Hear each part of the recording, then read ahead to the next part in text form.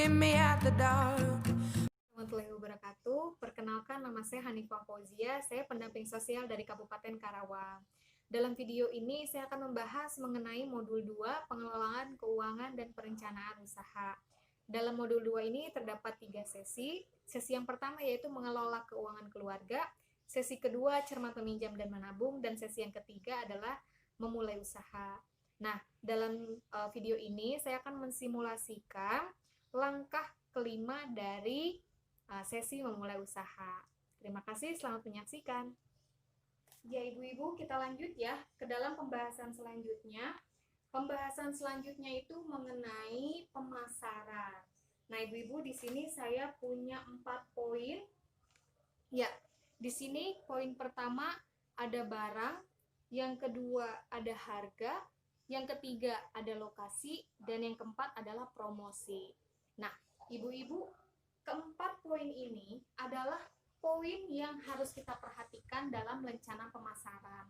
Artinya, dalam kita memperhitungkan rencana pemasaran dari hasil usaha kita harus memperhitungkan 4 ini. Pertama, barang. Kenapa barang menjadi hal yang sangat penting? Karena ini merupakan daya jual yang kita perhitungkan. Artinya ketika nggak ada barang, apa yang kita jual?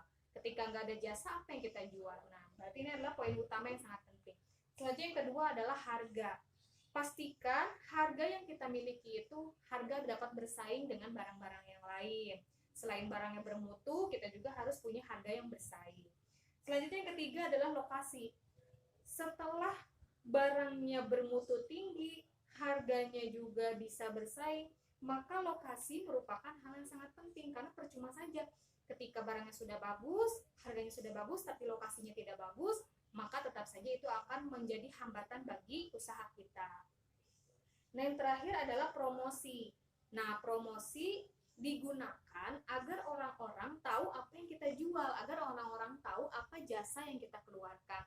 Jadi, nah, keempat poin ini harus kita penuhi dalam usaha kita. Ya, ibu-ibu ya. Ya, kita lanjut ya ibu-ibu ya.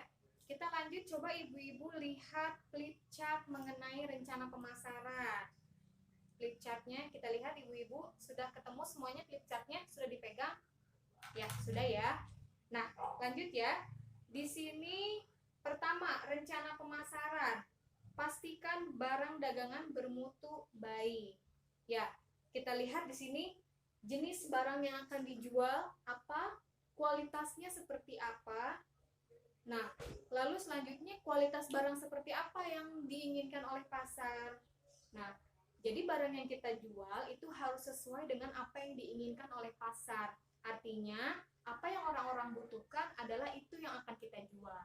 Nah, selanjutnya yaitu berikan harga murah dan bersaing. Artinya di sini, walaupun kita harus memberikan harga murah, tapi kita juga harus memperhitungkan berapa untung yang akan kita dapat. Jangan sampai dengan keinginan untuk memberikan harga murah, tapi modal yang kita keluarkan tidak menutupi. Nah, di sini biaya membeli bahan bakunya berapa?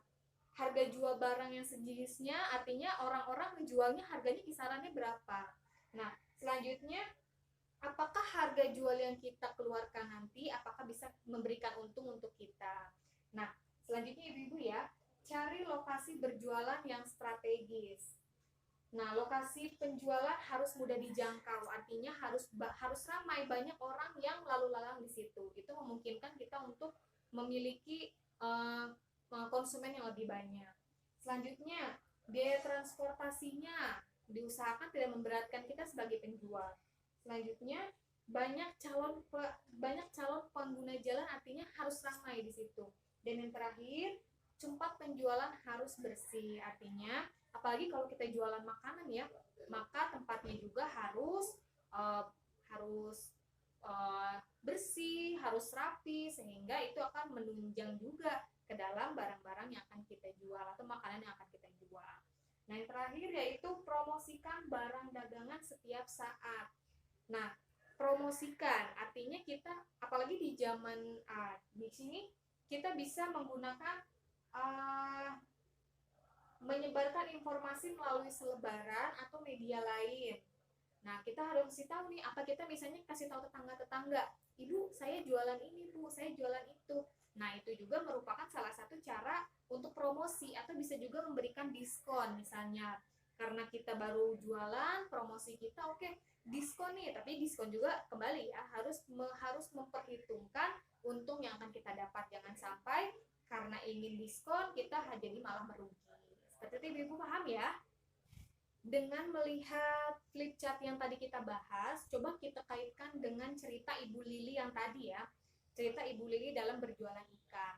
Nah, di situ bisa kita lihat ya, awalnya Ibu Lili itu berjualan ikannya tidak melalui perencanaan yang matang.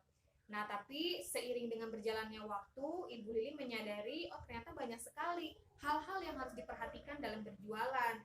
Nah, pertama masalah ikan. Jadi Ibu Lili sekarang tadinya ikan mentah, tapi karena ternyata permintaan pasar tuh lebih banyaknya ikannya ikan matang, ikan yang udah dibalado, ikan yang tinggal makan. Nah, jadi dia berganti.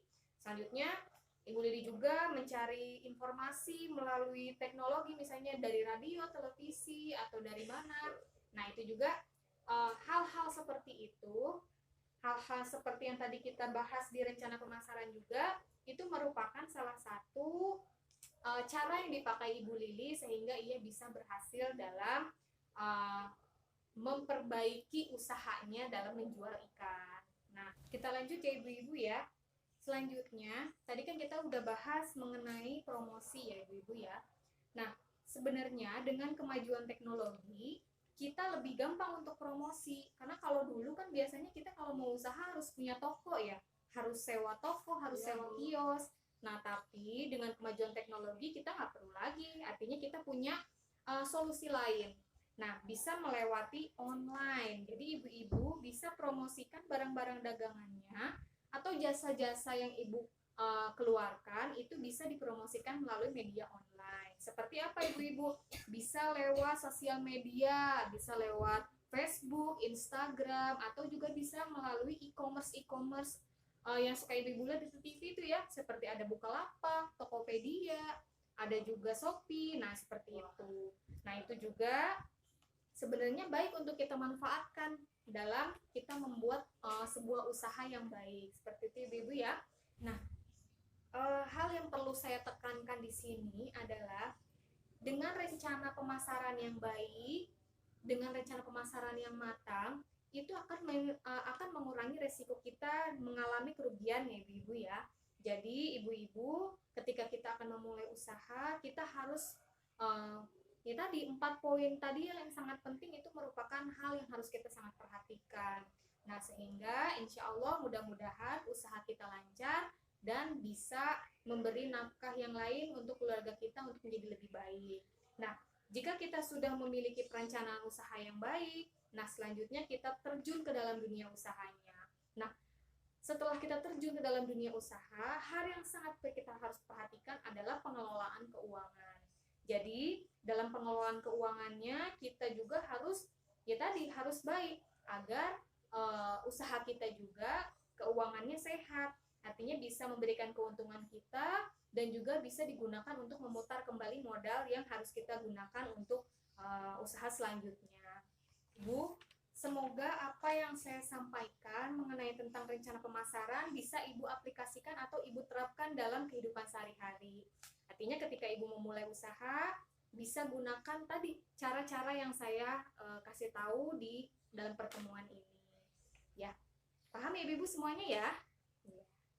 Demikian simulasi yang dapat saya sajikan. Kurang lebihnya saya mohon maaf. Billahi taufiq wal hidayah. Wassalamualaikum warahmatullahi wabarakatuh.